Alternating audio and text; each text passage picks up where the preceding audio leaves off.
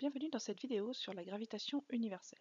Tout d'abord, qu'est-ce que la gravitation universelle? La gravitation universelle, c'est un phénomène physique qui nous dit que tout corps qui possède une masse va attirer tous les corps possédant une masse aux alentours.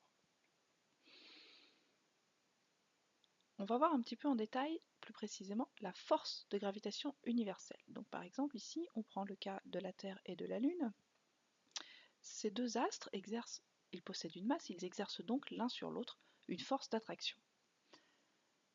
Ces deux forces, exercées par la Terre sur la Lune et exercées par la Lune sur la Terre, ont la même direction. Cette direction, c'est la droite en pointillé qui passe par le centre des deux astres, par le centre des deux objets en règle générale.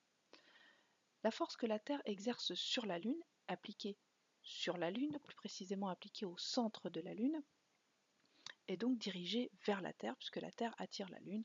La force d'attraction que la Lune exerce sur la Terre s'applique au centre de la Terre et est dirigée vers la Lune, puisque c'est la Lune qui attire la Terre vers elle. Donc ces deux forces ont la même direction, mais elles ont des sens opposés. Il y en a une qui est dirigée de la Terre vers la Lune et d'autres de la Lune vers la Terre. Elles ont une autre particularité, ces deux forces, c'est qu'elles ont la même valeur. Voici une formule pour calculer la force que la Terre exerce sur la Lune et la force que la Lune exerce sur la Terre, qui ont donc la même valeur. Elle est liée à la constante de gravitation universelle, grand G, aux masses des deux astres, la masse de la Terre et la masse de la Lune ici. Plus les objets sont lourds, plus la force sera importante. Et elle est liée également à la distance entre les deux objets, plus précisément à la distance entre les centres des deux objets, cette distance D. Quand on regarde la formule, on voit bien que plus les objets sont éloignés, plus la force de gravitation universelle sera faible. On va revenir un petit peu en détail sur cette formule. Donc tout d'abord, les deux forces, la force que la Terre exerce sur la Lune, la force que la Lune exerce sur la Terre, sont exprimées en newtons. La constante de gravitation universelle, grand G, qui est égale à 6,67 10 puissance moins 11 newton mètre carré kilogramme à la puissance moins 1, est toujours donnée dans les exercices, la valeur n'est pas à connaître. Les masses doivent être en kilogrammes, c'est souvent le cas quand il s'agit de planètes ou d'objets, mais attention, elles peuvent être données en grammes, il faudra alors convertir. Et la distance entre les deux objets, la distance entre les centres des deux objets, doit être exprimée en mètres. Deux erreurs qui reviennent fréquemment dans l'utilisation de cette formule, c'est d'oublier de mettre la distance au carré ou d'oublier de convertir cette fameuse distance en mètres, puisque souvent en astronomie, elle est donnée en kilomètres. Vous avez déjà vu au collège ce qu'était la force d'attraction de la Terre sur un objet. Vous l'aviez appelé le poids. Par exemple, le poids d'une voiture sur la Terre, c'est la force d'attraction de la Terre sur cette voiture qui lui permet de rester sur le sol ou qui la fait tomber si on la lâche d'une certaine hauteur. Ce poids, il est égal à la masse de l'objet, en l'occurrence la masse de la voiture ici, fois la constante petit g qui est prise souvent égale à environ 9,8. Quelle est la différence entre le poids et la force de gravitation que la Terre exerce sur la voiture?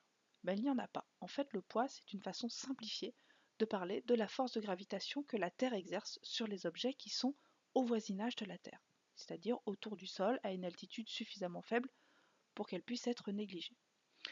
Donc la force de gravitation que la Terre exerce sur un objet quand il est posé sur la Terre s'appelle le poids, mais c'est exactement la même force que celle dont on a parlé jusqu'à présent. Alors si on compare les deux expressions, celle du poids, qui est égale à la masse de la voiture fois petit g, et celle de la force d'attraction que la Terre exerce sur la voiture, grand G fois la masse de la Terre fois la masse de la voiture, divisé par la distance entre le centre de la Terre et le centre de la voiture, qui en fait revient au rayon de la Terre, RT. Si je compare ces deux expressions, en réalité, la constante petit g, que vous avez eu l'habitude d'utiliser jusque-là, est égale à grand G fois la masse de la Terre divisé par le rayon terrestre au carré. Si je compare du coup ces expressions, sachant ça, je retrouve la même formule puisqu'il s'agit de la même force. Mais du coup, quelle est la différence entre une pomme qui tombe sur le sol et la Lune qui tourne autour de la Terre? Elles sont toutes les deux soumises à l'attraction gravitationnelle. Pourquoi la pomme tombe et la Lune tourne? Tout simplement, cette différence, elle est liée à la vitesse que l'on peut donner à l'objet. Par exemple, la pomme, si je la lâche sans lui donner de vitesse, elle va tomber sur le sol. Maintenant, si je la lance au lieu de la lâcher, elle va tomber un petit peu plus loin, elle va commencer à tourner, mais elle va tomber un petit peu plus loin sur la terre parce que je ne l'aurais pas lancée assez fort. Maintenant, si je lance ma pomme suffisamment fort pour que quand elle commence à tomber, le sol se courbe, ma pomme va pouvoir se mettre en orbite et tourner autour de la Terre. Pour ça, il faut que je la lance suffisamment fort. Si maintenant je la lance trop fort, elle va finir par sortir de l'orbite, ne tournera pas autour de la Terre et ira se promener dans l'espace. Je vous propose un petit défi pour le prochain cours. Donc les calculs seront à faire pour la prochaine séance. Tout d'abord, vous devez retrouver par le calcul la valeur de petit g utilisée dans le calcul du poids d'un objet, dans P égale m fois petit g.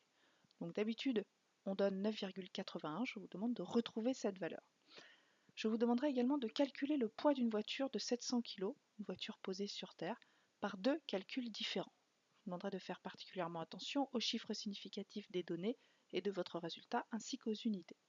Pour ça, je vous donne trois petites indications. Le rayon terrestre, qui est égal à 6400 km, la masse de la Terre, 5,98 10 puissance 24 kg, et la constante de gravitation universelle.